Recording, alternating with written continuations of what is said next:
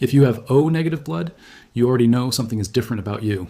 Doctors describe you as the universal donor, the person whose blood can be given to anyone in an emergency, regardless of their blood type, the person hospitals keep in the largest reserve for trauma situations, the person whose donation is most urgently needed and most widely requested. You also know that something about your blood creates a complication that no other blood type faces in quite the same way, a maternal-fetal incompatibility that, before modern medicine, made pregnancy genuinely dangerous in specific circumstances. O-negative is the rarest major blood type in terms of global distribution, carried by approximately 7% of people worldwide, but wildly unequal in its geographic spread. IT is far more common in Western Europe than almost anywhere else on Earth.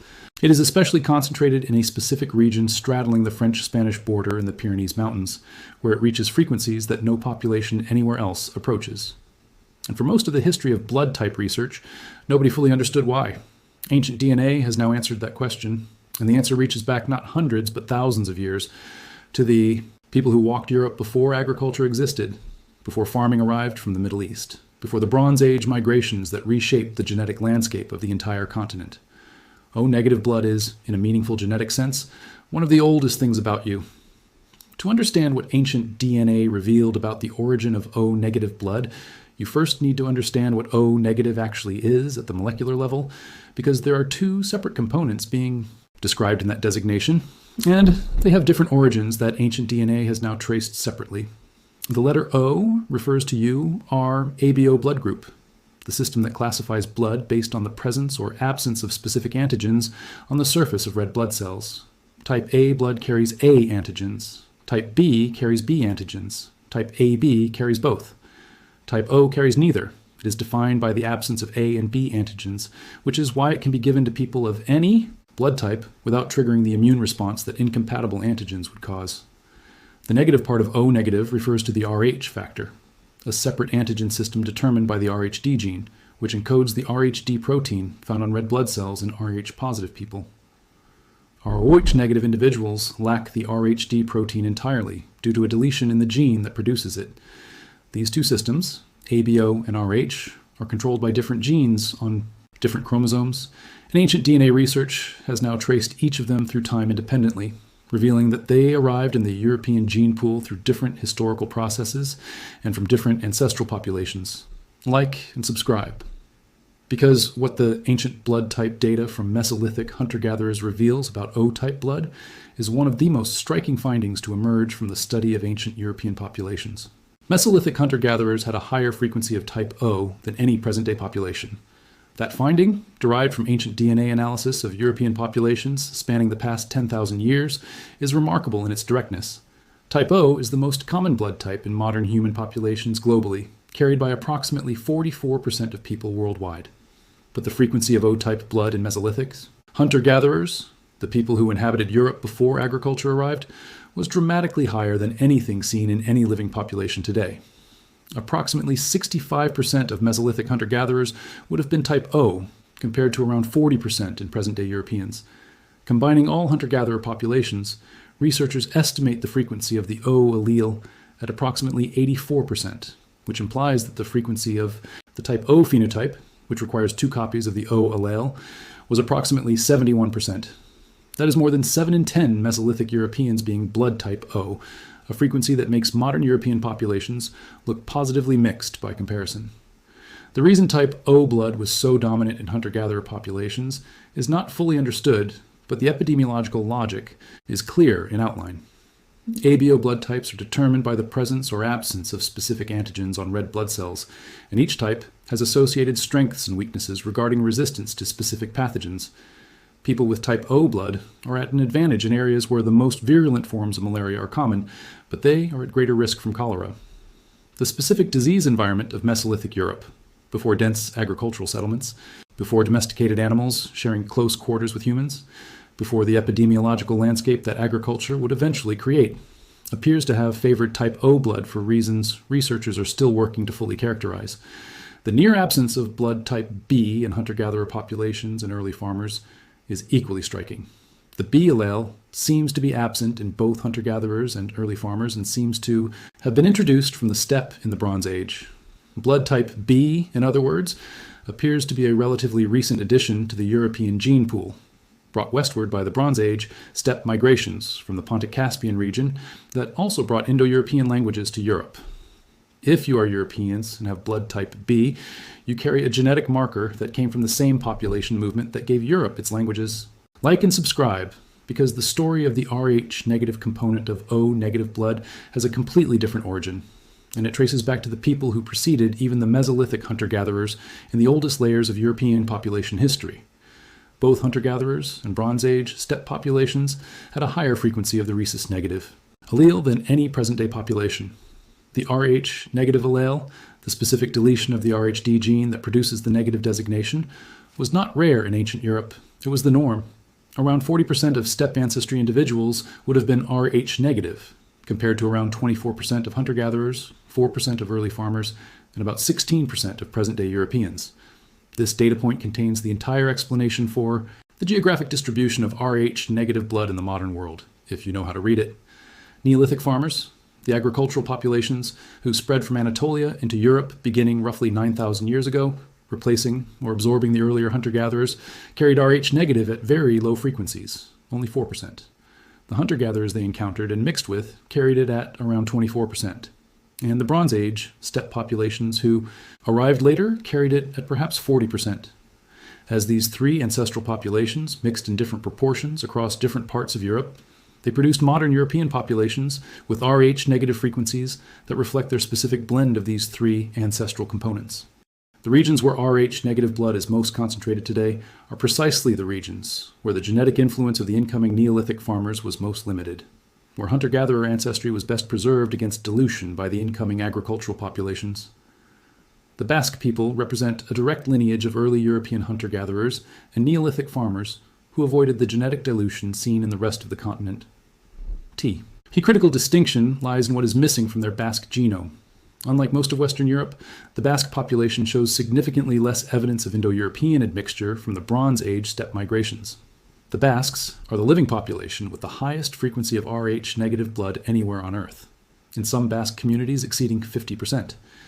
They are also the population with the most preserved hunter-gatherer genetic ancestry in Europe, the population that maintained the Sino Ala, most genetic continuity with pre-Neolithic Europeans, and the population that speaks the only surviving pre-Indo-European language on the European mainland. Those three facts are not independent. They are expressions of the same underlying demographic history, a population that was geographically isolated by the Pyrenees Mountains throughout the successive waves of migration that reshaped the rest of the continent, and therefore preserved more of the ancestral European gene pool than any other surviving group. The specific genetic mechanism behind Rh negative blood, the deletion of the Rhd gene, is itself informative about the evolutionary history of this trait. Genomic sequencing confirms that the specific deletion of the Rhd gene likely emerged within early European hunter-gatherer lineages long after the primary interbreeding events with Neanderthals.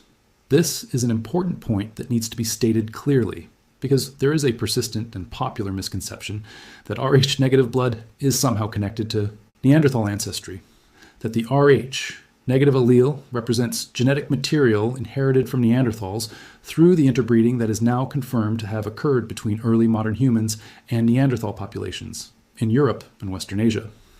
That connection is not supported by the evidence. The Rhd gene deletion that produces Rh negative blood appears to have arisen as a mutation within modern human populations, not from Neanderthal admixture. Ancient DNA research has highlighted intriguing links between ancient blood groups and the genetic legacy that humans inherited from Neanderthals. But those links concern other aspects of the immune system and blood group genetics, not the Rhd deletion specifically. Like and subscribe, because the practical medical consequence of the Rh negative trait, the incompatibility it creates between a Rh negative mother and a Rh positive fetus, is itself a biological puzzle that the ancient DNA evidence now helps to explain in a new way. If the Rh negative deletion reduces reproductive success through hemolytic disease of the newborn, the condition where an Rh negative mother's immune system can attack the red blood cells of an Rh positive baby in subsequent pregnancies, why did the Rh negative allele ever become common? Natural selection should have worked against it. One explanation is reproductive overcompensation. Rh negative women have more children to replace the ones that die from hemolytic disease. But this seems unlikely, as the range of parameters for which this model works is relatively small, particularly since the effect gets worse for subsequent pregnancies. A more compelling explanation, supported by the ancient DNA data, is that the modern distribution of Rh negative blood in European populations is not primarily the result of it being selected for in those populations. It is the result of admixture between populations that had very different frequencies of the allele. The ancient DNA evidence suggests that something close to this admixture model is the truth. Present-day Europeans are recently admixed between a population that had a very high frequency of the Rh negative allele and one that had a very low frequency.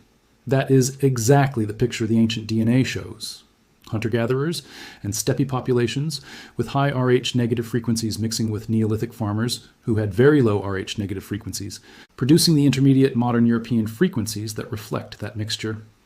The medical implications of being O negative in the modern world trace back to both the ancestral origins of the type O-ABO allele and the ancestral origins of the RHD deletion, two separate genetic inheritances from different layers of European prehistoric population history. The type O-ABO allele you carry if you have type O blood is an ancient heritage from the Mesolithic hunter-gatherers who dominated Europe before farming. Arrived, preserved through 10,000 years of population mixing at frequency S that remain higher than any other ABO type globally, despite millennia of dilution. The Rh negative designation, if you carry it, traces back to a genetic deletion that appears to have been prevalent among hunter-gatherers and steppe populations, and that survived in modern European populations at varying frequencies depending on how much of that ancient ancestry each region preserved when successive waves of migration diluted the pre-Neolithic European gene pool. What makes you O negative is not one thing. It is two separate ancient inheritances, one from the Mesolithic Europeans, who dominated the continent before agriculture arrived, and one from a genetic deletion that was characteristic of those same pre-farming populations and of the Bronze Age steppe people who arrived later. Both of those ancestral populations have been characterized in extraordinary detail by ancient DNA research over the past decade, and both carry blood type and Rh factor distributions that point directly toward explaining why O-negative blood looks the way it does in modern global populations. Concentrated in Western Europe, maximally preserved in the Basques, diluted elsewhere in proportion to the degree that incoming Neolithic farmers replaced or mixed with the people who were already there. Like and subscribe, because the ancient DNA evidence about blood type distributions across prehistoric European populations is part of a much larger story about how disease, migration, and population mixing shaped every aspect of the genetic variation that makes you who you are. In human history, infectious disease has been a potent agent of natural selection that has shaped the population distribution of ABO blood types, the disease environments that different ancestral populations faced, the pathogens they encountered, the epidemics they survived, the evolutionary pressures that determined which alleles were passed down and which were lost, were not uniform across the deep history of the human species. Mesolithic hunter-gatherers living in small mobile bands faced a completely different pathogen landscape. The Neolithic farmers living in dense agricultural settlements with domesticated animals. Bronze Age steppe pastoralists faced different diseases than either. And the European populations that formed from the mixing of all three of these ancestral groups inherited the blood type distributions that each of those ancestral populations had developed under their specific evolutionary pressures. That mixture, Mesolithic hunter-gatherer, Neolithic Anatolian farmer, Bronze Age steppe herder, is what produced modern European blood type distributions. And if you are O negative, you are carrying forward two of the most ancient threads in that long genetic tapestry, the ABO allele that made most Mesolithic Europeans type O, and the Rh deletion that made a significant minority of those same ancient people negative. You are, in a very real genetic sense, a carrier of one of the oldest human inheritances in the European world. The geographic distribution of O-negative blood across Europe and the world today is a map of ancient population history that can now be read with a precision that was impossible before ancient DNA analysis became available. In Ireland and the United Kingdom, its Rh-negative frequencies run approximately 17%, among the highest in Western Europe outside the Basque region, reflecting the relatively high preservation of pre-Neolithic ancestry in Atlantic-facing populations that received less dilution from Bronze Age steppe migrations than populations further east. In Scandinavia, Rh-negative runs at around 15%. In Germany and France, roughly 15 to 17%.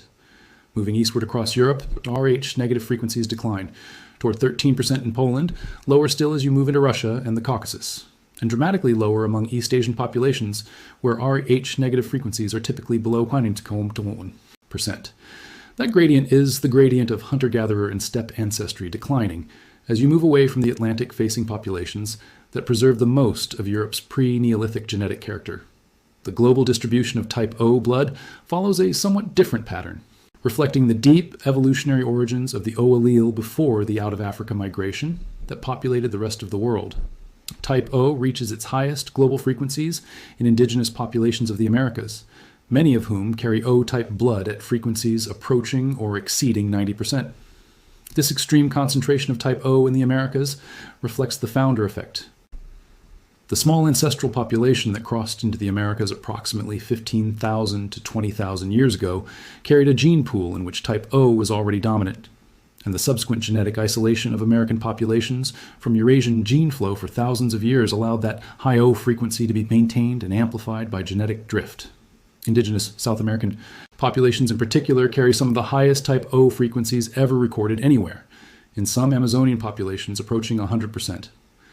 That extreme is the result not of selection for type O in tropical rainforest environments specifically, though such selection may have occurred, but primarily of the founder effect acting on an already O-dominant ancestral population across a period of geographic isolation that no other human population has experienced to quite the same degree. Like and subscribe, because the newest research on ancient blood types is not finished adding to this picture, and what is coming next will push the timeline of blood type history back further than anyone has yet been able to measure. The study, published in scientific reports by Stéphane Mazière and colleagues, analyzed ancient DNA from 22 modern humans who lived between 46,000 and 6,500 years ago, alongside 14 Neanderthals and one Denisovan modern human hybrid individual. The ancient DNA from these people came from sites scattered throughout Eurasia, from modern-day Germany to Siberia and China. Mazière zeroed in on markers for 10 blood groups that are medically relevant today. The findings from that study extended the blood type timeline back into the deep Paleolithic, before agriculture, before the Mesolithic hunter-gatherers, who are the most direct ancient European ancestors, back to the period when modern humans were first spreading across Eurasia and encountering Neanderthal populations with their own blood type distributions.